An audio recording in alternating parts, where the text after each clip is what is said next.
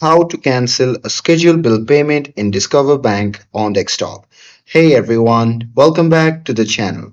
So if you accidentally scheduled the wrong bill payment, well here is how to cancel it on Discover Bank desktop. So now without further ado, let's get started.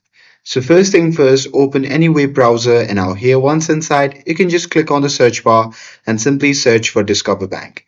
And now here on the search result, just click on the first link and after that, you'll be prompted to the official website of the Discover Bank.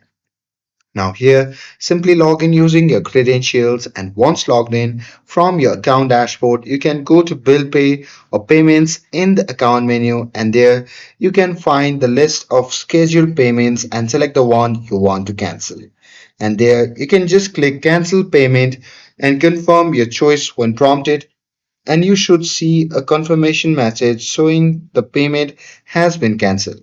But remember, you can only cancel a payment if it hasn't already started processing. And that's it. That's how you can cancel a scheduled bill payment in Discover Bank on desktop.